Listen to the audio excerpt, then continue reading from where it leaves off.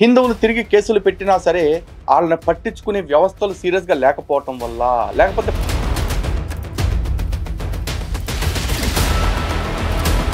మతోన్మాదులతో మాట్లాడదామని. మేము మతోన్మాదులం అయ్యుంటే నువ్వు అలా కారులో కూర్చొని మాట్లాడేవాడుగా. ఆ సందర్భంలో మహానుభావుడు అంబేద్కర్ గారు మనువాదాన్ని మనుధర్మ శాస్త్రాన్ని తగలబెట్టిన మరుక్షణం అదే అంబేద్కర్ ఈ రోజున 2025లో తగలబెట్టమను.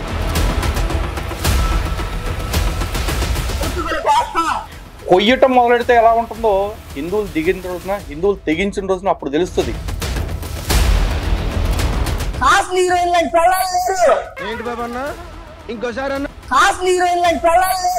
అంటే కాస్ట్లీ హీరోయిన్ లాంటి పెళ్ళాలంటే ఎట్రా నీకు అర్థం కావట్లా?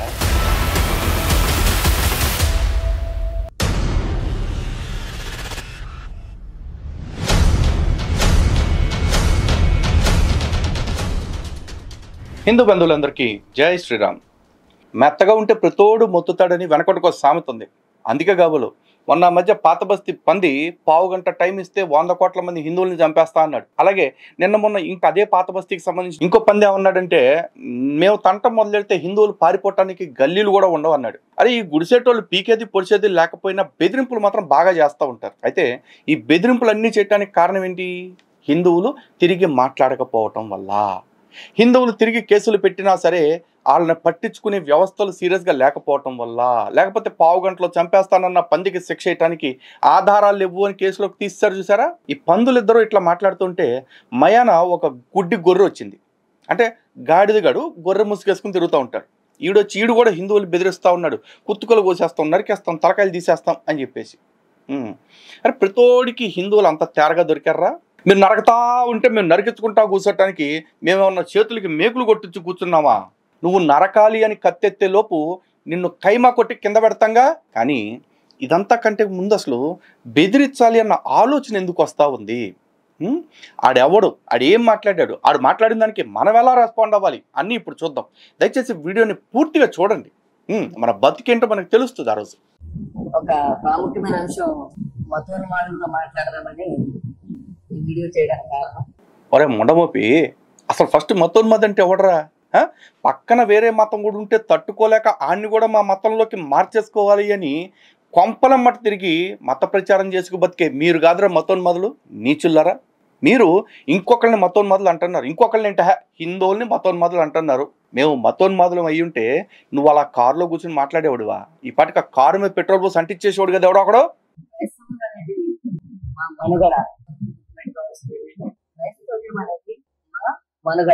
ఎన్నారుగా వీళ్ళ ఏడుపులు? క్రైస్తవ్యం అనేది వీళ్ళ మనుగడ, వీళ్ళ బతుకు తెరువు. ఆ బతుకు తెరువుకి వచ్చేసి నాలాంటి వాడు దెబ్బ కొట్టేస్తుంటే తట్టుకోలేక ఈ ఎదవలందరూ వచ్చి ఇట్లాంటి వీడియోలు చేస్తూ ఉన్నారు. మీకు క్రైస్తవ్యం మనుగడ, మీ బతుకు తెరువు. కానీ హిందుత్వం మా ప్రాణం రే, మా ప్రాణం జోలికి వస్తున్నారు మీరు. మా మనుగడను ప్రశ్నించిన ఎవరిని కూడా విడిచిపెట్టడం జరగని పని. ఏంట్రా వార్నింగా? క్రైస్తవ్యం పోరాటంతోనే ఉన్నదనేది మాకు అర్థమవుతుంది. గతం చాలా చండాలంగా ఉంది. మనుధర్మ శాస్త్రాన్ని ఆనాడు ఈ ప్రజల మీద బలవంతంగా రుద్దిన బ్రాహ్మణ భావజాలం, మనువాదుల భావజాలంతో నా జాతి అట్టుడిగిపోయింది, అనగారిపోయింది. సరే, అట్టోడొకటం ఇడ్లీ ఉడకటం తర్వాత కానీ రే ఏంటి అంటున్నావు? ప్రతోడికి మనుధర్మ శాస్త్రం మీద పట్టడం బాగా ఫ్యాషన్ అయిపోయిందిరా. ఒరే సన్నాసుల్లారా, అసలు బైబుల్లో ఉన్నంత దరిద్రాలు మనుధర్మ శాస్త్రాలు ఎక్కడైనా ఉన్నాయా చెప్పు? అసలు ఏ మనుధర్మ శాస్త్రాన్ని చదివి నువ్వు ఇదే మనుధర్మ శాస్త్రం అనుకుంటున్నావు నాకు తెలియదు. కానీ ఎలా చూసినా సరే మనుధర్మ శాస్త్రం కంటే బైబుల్ అత్యంత క్రూరమైన, అత్యంత దారుణమైన, అత్యంత జుగుప్సాకరమైన పుస్తకం. దీన్ని కాదు అని ఒక్కడు కూడా నిరూపించలేడు తెలుసా? తలబట్టే అదవా. ఆ సందర్భంలో మహానుభావుడు అంబేద్కర్ గారు ఆ మనువాదాన్ని మనుధర్మ శాస్త్రాన్ని తగలబెట్టిన మరుక్షణం ఈ మనువాదులు భయపడి ఇలా అయితే కుదరదు, మహాజ్ఞాని అంబేద్కర్ గారు ఈ మనువాదాన్ని అట్టడుగు ప్రజలకు తెలియపరిచాడు, దాని విషబీజాలు ప్రజలకు అర్థమయ్యేలా చేశాడు, ఇక ఎలాగంటే మనకు కుక్కడదు అని మీరు ఆ మనువాదాన్ని రూపం మార్చుకున్న సనాతన ధర్మంగా మీరు మాట్లాడుతున్నారు. చూరే ఊర కుక్క, నీకు జ్ఞానం లేదు, నీ బతుకేనా బొచ్చు తెలీదు, మాట్లాడతావు. అంబేద్కర్ మనుధర్మ శాస్త్రాన్ని తగలబెట్టాడంటే అంబేద్కర్ మనుధర్మ శాస్త్రాన్ని ఒక్కదాన్ని తగలబెట్టాడు. అంబేద్కర్ ఒక్కడే తగలబెట్టాడు. కానీ బైబుల్ని తగలబెట్టిన వాళ్ళు ఇంతమంది ఉన్నారు రా బాబా. వాళ్ళు అంబేద్కర్ లాగా అంబేద్కర్ ఈ దేశంలో పాపులర్ అయినట్టు ఆ బైబిల్లో తగలబెట్టిన వాళ్ళు ఆ దేశంలో పాపులర్ కాదు, అంతే తేడా. అయినా మనుధర్మశాస్త్రాన్ని మాత్రమే తగలబెట్టాడు. కానీ హిందూ గ్రంథం అంటే మనుధర్మశాస్త్రం ఒకటే కాదు, ఇంకా చాలా ఉన్నాయి. అందులోనూ పరమ ప్రమాణం ఏంటి అంటే వేదము, ఉపనిషత్తు, పురాణాలు, ఇతిహాసాలు ఇవన్నీ ఉన్నాయి. మరి ఇవన్నీ పట్టుకోకుండా మనుస్మృతి మనుస్మృతి మనుస్మృతి అంటున్నావు. అసలు స్మృతి గ్రంథాలు కూడా అనేకం ఉన్నాయిరా. మనుస్మృతి, యజ్ఞవల్క స్మృతి, గౌతమ్ స్మృతి, పరాశర స్మృతి, ఆపస్తంభ స్మృతి ఎన్నో ఉన్నాయి. మరి ఒక్కదాన్ని తగలబెట్టంగానే మొత్తం సనాతన ధర్మాన్ని తగలబెట్టేసినట్టు, సనాతన ధర్మం రూపుమార్చుకొచ్చినట్టు. వారు నేను చెప్తున్నాను రా, ఒకవేళ నిజంగా సనాతన ధర్మం యొక్క విలువలకి వ్యతిరేకంగా మనుధర్మశాస్త్రం కనుక ఉంటే ఆ మనుధర్మశాస్త్రాన్ని ఆ రోజు అవసరమైతే నేనే తగలబెడతానికి రెడీగా ఉన్నా. అండ్ ఫస్ట్ ఆఫ్ ఆల్ అసలు మనుధర్మశాస్త్రం అనేది కలియుగానికి సంబంధించిన గ్రంథమే కాదు అని ఆ గ్రంథమే చెప్తుంది. కానీ కోతి కొబ్బరికాయ దొరికినట్టు మీకు మీ ఓడికి అది దొరికింది కాబట్టి దాన్నే పట్టుకుని ఏలాడతాను అంటే అది మీ కర్మ, మీ సావు, మీరు సావండి. కానీ అలా చూసుకున్నా కూడా దీనికంటే నీచమైన విషయాలు నీ పుస్తకంలో నుంచి చూపిస్తాను, నల్లోట్ల పుస్తకంలో నుంచి. మరి దాన్ని తగలబెట్టిన వాళ్ళ వీడియోస్ కూడా నేను చూపించగలను. కానీ యూట్యూబ్లో కమ్యూనిటీ గైడ్లైన్స్ అని ఒకటి ఏడిసింది కదా, దాని కారణంగా దాన్ని చూపించట్లా. నిజంగా ఒకవేళ ఈ రోజు అంబేద్కర్ గనక ఉండి మనుధర్మ శాస్త్రాన్ని తగలబెడతాను అనుంటే అంబేద్కర్ కూడా నేరం చేసిన వాడి కింద సమానం, తను రాసిన రాజ్యాంగం ప్రకారం. ఎందుకంటే నీకు ఏదన్నా నచ్చకపోతే దాన్ని విడిచిపో, నీకు మతం మారే స్వేచ్ఛ ఇచ్చింది ఈ రాజ్యాంగం. కానీ నీకు నచ్చని ప్రతిదాన్ని తగలబెట్టుకుంటూ వెళ్తానంటే కుదరదు. ఈరోజు నాకు బైబిల్ అంటే అసహ్యం, నాకు బైబిల్ని తగలబెట్టాలన్నంత కోపం ఉంటుంది. కానీ ఎందుకు పెట్టట్లా? రాజ్యాంగాన్ని ధిక్కరించడం ఇష్టం లేక. అర్థమైందా? మరి అంబేద్కర్ ఆనాడు 1925లో తగలబెట్టాడు కాబట్టి ఓకే, అదే అంబేద్కర్ ఈ రోజున 2025లో తగలబెట్టమను, కథ ఎట్టుండేది? అర్థమైందా? కాబట్టి నీ మనోభావాలు, నీ ఆలోచనలు, నీ ఇష్టాలు మడిసి నీ బ్యాక్ పాకెట్లో పెట్టుకో, మా మీద రుద్దటం కాదురా పోరంబోకు. మనువాదాన్ని రూపం మార్చుకున్న సనాతన ధర్మంగా మీరు మాట్లాడుతున్నారు. ఏ సనాతనవాదులారా, ఏ మనుధర్మ శాస్త్రాన్ని ఏమైతే చేసిందో బా నీకు మారరా. అది మనుధర్మ శాస్త్రం కాదు, మనుధర్మ శాస్త్రమే. ఇందుకు కాదు నిన్ను దొబ్బేది. నువ్వు దేన్ని విమర్శించాలనుకుంటున్నావో ఆ పదం పలకటం కూడా నీ బతుకు వచ్చి సావదు. నువ్వు వచ్చేసంట పీక్ కట్ల కడతాడంట. మనం బ్రిటిష్ దగ్గర నుంచి లాక్కున్న భూములు కైంకర్యం పేరుతో ఈ గుడిలో మాన్యాలను దొబ్బిన భూములన్నీ కాపాడుకోవాలి అంటే, ఒరే నీకేమన్నా చిన్న మెదడు చితికిపోయింది ఏంట్రా, లేకపోతే పెద్ద మెదట్లో ఏమన్నా పురుగు తిరుగుతుందా? బ్రిటిష్ వాడి దగ్గర కైంకర్యాల పేరుతో భూములు దుబ్బారా? ఒరే ముండా కొడక, నీచుడా, నికృష్టుడా, అలా భూములు దొబ్బింది మీ ఆర్సీఎం వాళ్ళరా. చూడుకు ఇప్పుడు కూడా ఆర్సీఎం స్కూల్స్ ఒక్కోటి 100 ఎకరాల్లో 50 ఎకరాల్లో పెట్టారంటే ఎవడమ్మ మొగుడు సొత్తు దొబ్బి పెట్టారు అక్కడ. మీ మిషనరీలో ఉన్న కొనుక్కుని పెట్టారా? బ్రిటిష్ వాడు పోతా ఆడికి మిగిలిపోయిన ఆస్తులన్నీ వీళ్ళ మొఖాన్ని దొబ్బిపోయారు. వీళ్ళు ఇప్పటికీ దాన్ని వాడుకుంటున్నారు. ఆ 99 ఇయర్స్ లీజులు పూర్తయినా కూడా ఇప్పటికీ కూడా వాటిని సిగ్గు లేకుండా అనుభవిస్తున్నది మీ మిషనరీ స్కూల్స్ రా సన్నాసి. హిందూ ఆలయాలకి మాన్యాలు రాజుల కాలం నుండి ఉన్నాయి. మా హిందూ రాజులు మా ఆలయాల్ని దేదీప్యమానంగా వెలిగేలాగా పోషించారు, అద్భుతంగా మాన్యాలు ఇచ్చారు, మనులు ఇచ్చారు, నిధులు ఇచ్చారు, అన్నీ పెట్టారు. ఈరోజు మా ఆలయాల్ని లూటీ చేసిన లుచ్చాగాళ్ళు ఎవరైనా ఉన్నారంటే ఆ బ్రిటిష్ కుక్కలో, ఆ బ్రిటిష్ కుక్కల సంక నాకింది, ఆ బ్రిటిష్ కుక్కల పృష్ఠం నాకుతుంది. ఇప్పటికి కూడా ఎవరు అంటే వాళ్ళు వదిలేసిన ఆస్తుల్ని చీకుతూ బతుకుతున్న ఈ మిషనరీ మాఫియా. నీ బతుక్కి తెలీదా? తెలుసు. కానీ హిందువులకి చాలామందికి ఈ విషయం తెలియదు కాబట్టి నువ్వు ఏదో ఒక అబద్ధం చెప్పేసి హిందువుల్ని కన్ఫ్యూజ్ చేయాలనుకుంటున్నావు సన్నాసి. కాబట్టి తస్మాత్ జాగ్రత్త. రే క్రైస్తవ్యం అంటే మా మనుగడ మీద మీరు దెబ్బతీయాలని చూస్తే ఎట్టి పరిస్థితులు వదిలేదు. రక్తం వేరుకుందామా, రక్తం కొన్ని తేల్చుకుందాం. గొడవ అనుకున్నామా, మీరు ఒక దెబ్బ వేస్తే 10 దెబ్బలేయడానికి సిద్ధంగా ఉన్నాం.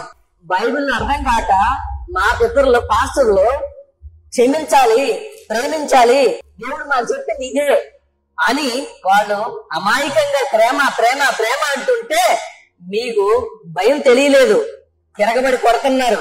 నీకు సంబంధం లేని విషయాలు మీరు జోక్యం చేసుకుంటున్నారు. విన్నారుగా?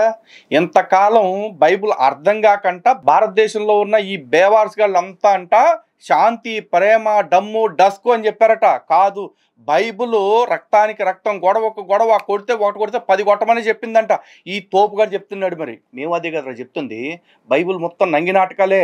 ఆని కొట్టద్దు, ఈయన్ని కొట్టద్దు అని చెప్పే మాటలన్నీ అబద్ధపు మాటలే. బైబుల్ ఎప్పుడు ప్రతీకారాన్నే చెప్తుంది. క్రైస్తవులు ప్రతీకారాన్ని కాచుకుని కూర్చున్నారు. కేవలం మీ జనాభా తక్కువ ఉండటం వల్ల మాత్రమే మీరు ఇలా ప్రేమ నాటకాలు ఆడుతున్నారని మాకు తెలుసు. ఈ విషయమే హిందువులందరికీ తెలియటం కోసమే మేము ఇప్పుడు వీడియోలు చేస్తా ఉంది. చూడండి, ఇంకా ఏం చాలా మాట్లాడతాడు. నిలువు బొట్లు పెట్టుకుని నా జాతి మీద దాష్టికలు చూస్తున్నారు. ఎట్టి పరిస్థితులు అది ఒప్పుకోవడానికి వీలు పడదు. క్రైస్తవ్యం నిలువు బొట్లు పెట్టుకోపోతే మరి సిలువు బొట్లు పెట్టుకోమంటావంటారు. పోరంబోక ఏం పెట్టుకోమంటారా? లాంబడికే ఊరుకోకపోతే ఊరేసుకుని సాగుపోయి తిరగబెట్టడానికి సిద్ధంగా ఉంది. కుర్రోళ్ళందరూ కూడా మా మనుగడ మీద దాడి జరుగుతుందని నమ్ముతున్నారు. మతం కాదు క్రైస్తవం అంటే మా మనుగడ, మా స్వతంత్రాన్ని మీరు హరించాలని చూస్తున్నారు. రోడ్డు మీద తిరగకుండా చూస్తున్నారు. క్రైస్తవంలో స్వతంత్రం చేసింది. రెడ్ల పిల్లల్ని మానవులకు ఇస్తున్నారు, కాపుల పిల్లల్ని మాదిగోళ్ళకి ఇస్తున్నారు. అనగా కులాంతరం జరుగుతుంటే కులాలు అంతరించిపోతే మాకు దాసులు ఎవరు ఉండరు, మాకు బానిసత్వం చేయరు అని మీరు భావిస్తున్నారు. ఏసాడు నిజమే, తిరగబడతాం. ఎట్టి పరిస్థితుల్లో క్రైస్తవం పుచ్చుకున్నప్పుడే పోతే అంత ఉంటే అంత అనుకునే క్రైస్తవానికి వచ్చాం. అది ఈడు తిరగబడతాడంట. ఈడు తిరగబడటానికి సిద్ధంగా ఉంటే మరి హిందువులు చేతులకి మేకులు కొట్టుకుని ఇంకేదన్నా చేయటానికి రెడీగా ఉన్నారనుకున్నావా? తిరగబడిన ప్రతి వాడికి, మన దేవీ దేవతల్ని కించపరుస్తున్న ప్రతి వాడికి, మనం అడ్డుకుంటే ఎదురు తిరిగి మన మీద దాడి చేస్తాం అనుకునే ప్రతి వాడికి వీడి భాషలోనే సమాధానం చెప్పండి. సహనం మేం పాటించాలా? ఎరా లఫోట్, 2% ఉన్న నీకే ఎంత బలుపు ఉంటే 70% ఉన్న మాకు ఎంత ఉండాలి? 100% ఉండాల్సిన మేము 70%కు వచ్చామంటేనే ఈ అలసత్వం వల్ల. ఇదే అలసత్వాన్ని ఇంకో 100 ఏళ్ళు కంటిన్యూ చేయడానికి హిందువులు ఎవరు సిద్ధంగా లేరు. హిందువులు అలా ఉండటానికి మేము అంగీకరించట్లేదు. హిందుత్వం మారుతుంది. నువ్వు నయా క్రైస్తవ్యం గురించి మాట్లాడుతున్నావు, కానీ మేము శాశ్వతమైన ధర్మం గురించి మాట్లాడుతున్నాం. ఇది తడవకోలాగా మారదురా, ఎప్పుడూ ఒకటే ఉంటుంది. ధర్మో రక్షతి రక్షితః. ధర్మాన్ని మనం కాపాడితే ఆ ధర్మం మనల్ని కాపాడుతుంది. ఆ ధర్మానికి ఏదైనా హాని కలుగుతుంది అంటే ఆ హాని కలిగించే వాడికి ఏం చేయటానికైనా మేము వెనకడం. కత్తి పట్టుకోమని నీకే చెప్పాడా మీ దేవుడు బొచ్చు? మాకు చెప్పలేదా? మాకు చెప్పిన వాళ్ళు ఉన్నారు, కానీ మాకు మతోన్మాదంతో చెప్పలా, లేకపోతే పక్కవాడి ఆస్తుల్ని, పక్కవాడి మనుషుల్ని, పక్కవాడి ప్రదేశాలని దోచుకోమని చెప్పలా. నా దాని జోలికి వచ్చినోడిని మాత్రం విడిచిపెట్టొద్దని చెప్పారు. ఇప్పుడు మీరు మా జోలికి వస్తున్నారు. పక్క దేశం నుంచి పాపిష్టి మతాలని వేసుకుని భారతదేశంలోకి వచ్చి భారతీయులందరినీ మతం మార్చాలని చూస్తుంది మీరు.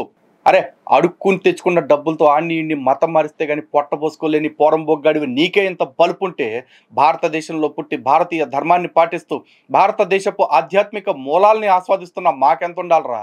చూపిస్తాం, అన్నీ చూపిస్తాం, కొడక దించుతాం నీకు. మీరు పీకేదేం లేదు, తెలుసుకుందామంటే తెలుసుకుందాం. ఆ సేన ఈ సేన పేరుతో వికృత అనాశాలు చేస్తారు. తెలుసుకుందాం, మేమంతా రెడీ చేసుకుందాం. పాత క్రైస్తవ్యంలో మేము లేము.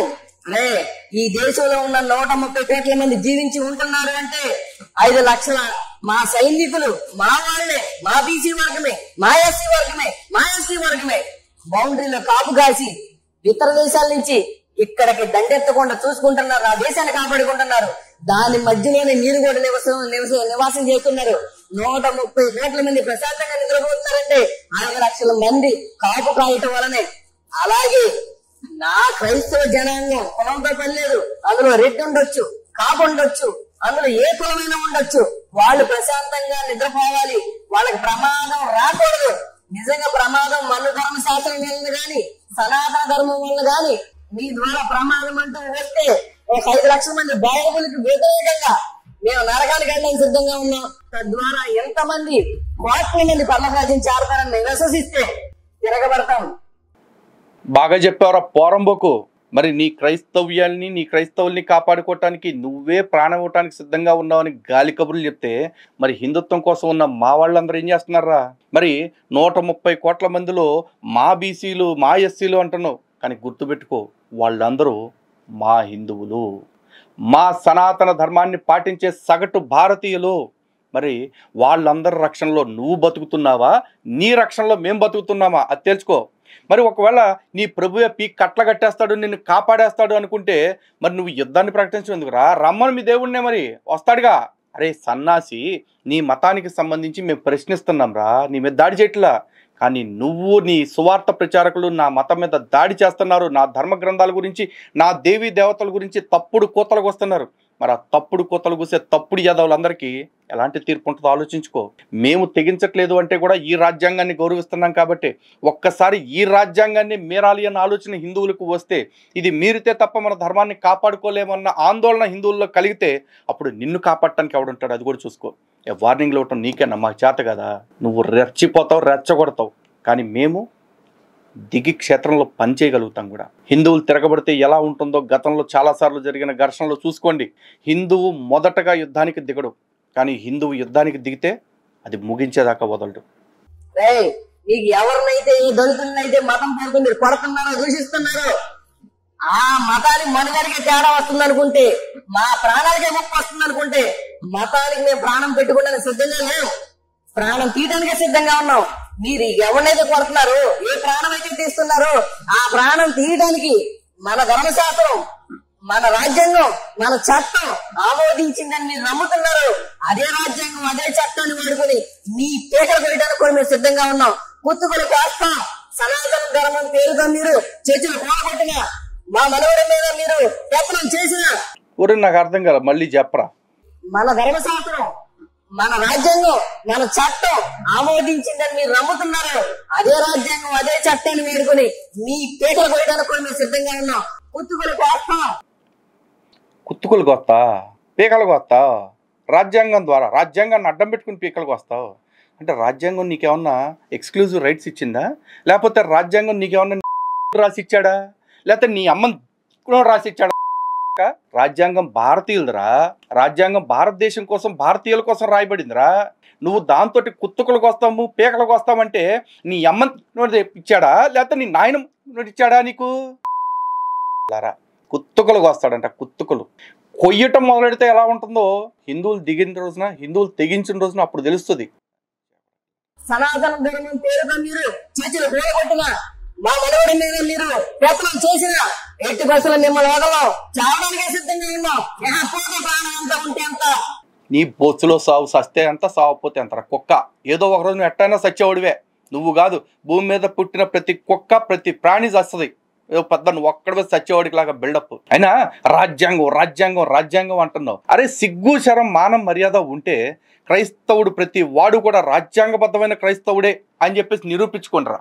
సర్టిఫికెట్లలో పేర్లు మార్చుకుని, మతం మార్చుకుని మేము క్రైస్తవులు అని ప్రకటించుకుని చూపించండి రా. చేతగాని యాదవల్లారా, మీరు కూడా రాజ్యాంగం గురించి మాట్లాడతారు.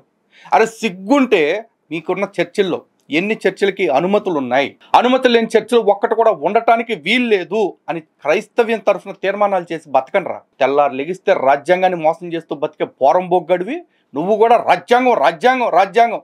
మరి నిత్యం రాజ్యాంగాన్ని పాటించే, గౌరవించే హిందువులు కదా మేము. మరి మమ్మల్ని మేము గౌరవిస్తున్న ఆ రాజ్యాంగం ఆధారంగా మా పీకలకు వస్తాం, కుత్తుకలకు వస్తామంటే పగలగొడతాం. మీకు లేని ప్రాణం మాకేంట్రా? ఖరీదుగా జీవితాలు మాకు లేవు, మేడలు లేవు, కాస్ట్లీ హీరోయిన్ లాంటి పెళ్ళాలు లేరు. అరే కాస్ట్లీ హీరోయిన్ లాంటి పెళ్ళాలు ఏంట్రా? మేడలు లేవు, మిద్దెలు లేవు, గడి మొట్టలు లేవు అన్నావు, బాగానే ఉంది. అది ఎక్కడ కూర్చొని మాట్లాడుతున్నావు నువ్వు? ఓ 7 సీటర్ కారులో కూర్చొని మాట్లాడుతున్నావు. సిగ్గుండాలరా బాబు. చి అసలు మారారా? కళ్ళ ముందు కారుల్లో ఏసీ వేసుకుని ఫోన్ వీడియో చేసుకుంటా మా ఖరీదైన ఇళ్ళు లేవు, కారులు లేవు, మేడలు లేవు, హీరోయిన్లు లాంటి పెళ్ళాలి. హీరోయిన్లు కూడా కాదు రోయ్, కాస్ట్లీ హీరోయిన్ లాంటి పెళ్ళాలంట. అంటే కాస్ట్లీ హీరోయిన్ లాంటి పెళ్ళాలంటే ఎట్రా? నీకు అర్థం కావట్లే. అంటే ఇప్పుడు అక్కడ కూడా రిజర్వేషన్ పెట్టేసి హీరోయిన్లు సినిమాల్లో 100 మంది ఉంటే ఒక 27% మంది అందమైన హీరోయిన్లు అందరినీ పలానా కులపోళ్ళకి ఇచ్చి పెళ్లి చేయాలి, లేదు 7% మంది ఆడవాళ్ళని అదే అందగెత్తలేని హీరోయిన్, కాస్ట్లీ హీరోయిన్ని ఇంకో కులమోడికి ఇచ్చి పెళ్లి చేయాలి. ఇట్లా రిజర్వేషన్లు తెమ్మంటావు. అక్కడ కూడా చెప్పుకొని అట్లాంటి కోరిక ఏమైనా ఉంటే కాస్ట్లీ హీరోయిన్ లాంటి పెళ్ళాలిగా. అసలు ఫస్ట్ ఆఫ్ ఆల్ ఆడవాళ్ళ టాపిక్ ఎందుకు వచ్చింది ఇక్కడ? అంటే ధర్మం కోసం పనిచేసే వాళ్ళందరూ కాస్ట్లీ హీరోయిన్ లాంటి పెళ్ళాలు ఉన్నారు కాబట్టి ధర్మం కోసం ఫైట్ చేస్తున్నారనే, లేకపోతే మత మార్పులు అడ్డుకునే వాళ్ళందరికీ కూడా అట్లాంటి పెళ్ళాలు ఉన్నారనే? ఊరే ఆవేశంలో ఏం మాట్లాడుతున్నావు కూడా తెలియకుండా ఏది పడితే అది వాగేసి నువ్వు ఆల్రెడీ ఎరుపు అని ఎప్పుడో ఫిక్స్ అయిపోయాము. నువ్వు ఎరుపు కుక్కమని చెప్పేసి ఇప్పుడు దరిద్రుడా. చి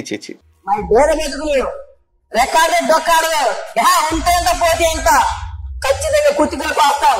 మీరు పిచ్చి వేశారు మారి రాజ్యాంగాన్ని, చట్టాన్ని ఎలాగైతే క్రైస్తవ్యం గౌరవిస్తుందో అలాగే మీరు గౌరవించడానికి సిద్ధపడని పక్షంలో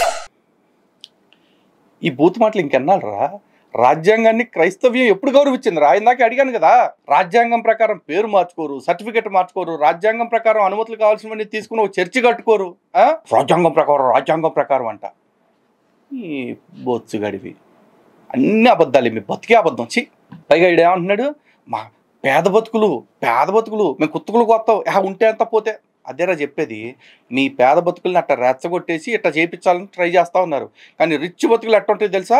ఆ సత్తిగాడు బతుకుతున్నాడు చూడు, బెంజ్ కారుల్లో తిరుగుతా, BMW కారుల్లో డ్రాల్లో పెడతా, ఆడు కల్వరి ప్రవీణ్ గారు ఉన్నాడు, ఇంకొకడు ఆడు ఖర్చీఫ్లు అమ్ముకుంటా, ఆ ఖర్చీఫ్లు మీకు అంటగట్టుకుంటా ఆడు కోట్లు సంపాదించుకుంటున్నాడు, మీ దగ్గర ఉన్నది కూడా ఊడ్చుకుపోతున్నాడు. బెచ్చగాళ్ళ దగ్గర కూడా దశంభాగాలు తీసుకోకుండా పొట్టబోసుకోలేని పోరంబోగ్గాళ్ళు మిమ్మల్ని రెచ్చగొట్టి పంపిస్తూ ఉంటే మీరంటే ఎవడురా? నిన్న మొన్నటిదాకా హిందూగా బతికినోళ్ళే మళ్ళీ 4 రోజుల తర్వాత మళ్ళీ హిందుత్వంలోకి రావాల్సిన వాళ్ళే మీలాంటి వాళ్ళని ఇలా చేస్తూ ఉంటే మరి మేము చూస్తూ కూర్చుంటామా? ఎరుపా. మీరు దూషించాలని వస్తే ముఖాన్ని ఉమ్మేస్తాం, మీరు ఒక చెంప పట్టాలని వస్తే 2 చెంపలు వాయిస్తాం. నిన్ను కాపాడుతున్న రాజ్యాంగమే, నిన్ను కాపాడుతున్న చట్టమే నన్ను కాపాడుతుంది. ఎట్టగా పడిద్దిరా? నువ్వు మొఖం మీద ఉమ్ములు వస్తావు, 4 వీగుతావు, నరుకుతాం, కుత్తుకులు కొత్తావు అంటే రాజ్యాంగం కాపాడిద్దా? రాజ్యాంగం కాపాడిద్దో నేను చూస్తారా? ఎక్కడ మత ప్రచారం పేరుతో వచ్చి ఇలాంటి దాష్టికాలు చేసినా, ఇలాంటి దుర్మార్గ ప్రచారాలు చేసినా సరే, మన దేవీ దేవతలను అవమానించినా, మన బెదిరించినా సరే చెమడాలు తీసి పక్కన పెట్టండి. ఏ రాజ్యాంగం ఇన్ని కాపాడుద్దో మనం చూద్దాం. రాజ్యాంగం కాపాడిద్దంట, రాజ్యాంగం కాపాడిద్ది. రాజ్యాంగం ఎవరిని కాపాడిద్దో తెలుసా? రాజ్యాంగబద్ధంగా నడుచుకునేవాడిని. మేమురా రాజ్యాంగబద్ధంగా నడుచుకునేది? ఒక్క హిందువుని చెప్పి రాజ్యాంగానికి అతీతంగా ఉన్నాడని? అరే అసలు రాజ్యాంగం పక్కన పెట్టరా, నీతి జాతి అమ్మకి అబ్బకి పుట్టుంటే నా కొండగలరా మీరు ఒక్కడన్నా సరే నేను నిజమైన క్రైస్తవుని చెప్పుకుంటే సర్టిఫికెట్ల ప్రకారం బతకండి. ఆ దమ్ము ఒక్కడికి లేదు, ఆ నిజాయితీ ఒక్కడికి లేదు. ప్రతి నా డాష్ గాడు రెచ్చగొట్టేవాడే. హిందూ బంధువులరా మీరు ఆలోచించండి ఎంత దారుణానికి తెగిచ్చారో వీళ్ళు. చివరికి మనల్ని కుత్తుకలు కోస్తాం, నరుకుతామని మన్నే బెదిరించే కాడికి వచ్చారు. ఇంతకాలం సాఫ్ట్ కోర్ మాటలు మాట్లాడుతూ నాటకాలు చేసిన వీళ్ళు బాహాటంగా బెదిరింపులకు దిగారు. వీళ్ళు కూడా ఎందుకు దిగుతున్నారు? ఎందుకంటే హిందువులు ఇంకా రోజు రోజుకి చేతగాని వాళ్ళగా అయిపోతున్నారని వీళ్ళకి అనిపిస్తుంది. కాబట్టి ఈరోజు నాలాంటి వాళ్ళు మాట్లాడుతున్నాము అంటే ఈ భావజాలాన్ని పోగొట్టాలి, ధైర్యాన్ని హిందువుల్లో నింపాలనే మాట్లాడుతూ ఉన్నాం. ఇప్పటికైనా సరే ఇలాంటి వాళ్ళ మీద చర్యలు తీసుకోకపోతే, ఇలాంటి వాళ్ళు కాదు వీళ్ళు ఒక స్పెసిమెన్ మాత్రమే. ఆ జాతి ప్రతి ఒక్కడికి ఇదే భావజాలం ఉంది. అంతో ఇంతో కాస్త జనాభా తక్కువ ఉండటం వల్ల ఈ మాత్రమన్న మాటలు వస్తాయి. ఇదే వీళ్ళ జనాభా పెరిగితే వీళ్ళు ఉన్మాదాన్ని ఇంకా ఏ స్థాయిలో చూపిస్తారో మీరే ఆలోచించండి. ఓ పక్కన ఇస్లామిక్ తీవ్రవాదంతో పాటు ఇంకో పక్కన క్రైస్తవ తీవ్రవాదం కూడా పెరిగిపోతా ఉంది. అందుకే వీడు ఇట్లాంటి మాటలు మాట్లాడుతున్నాడు. ఈ 2 రకాల తీవ్రవాదానికి తోడు ఈ కమ్యూనిస్ట్ తీవ్రవాదం, నక్సలిజం అంటారు కదా, మావోయిజం, ఆ తీవ్రవాదం. మరి ఇన్ని రకాల తీవ్రవాదుల మధ్యలో హిందువులు మాత్రమే ఇలా కూర్చునంట ఓం శాంతి శాంతి శాంతి అనుకుంటా కూర్చోవాలా? అంటే మొదటి శాంతి కమ్యూనిస్టులకి, 2వ శాంతి క్రిస్టియన్స్కి, 3వ శాంతి ముస్లిమ్స్కి. మాకు మాత్రం శాంతి వద్దా? శాంతి కోసం బెచ్చమెత్తటం మానేయండి. అశాంతిని దునుమాడి శాంతిని స్థాపించుకుందాం.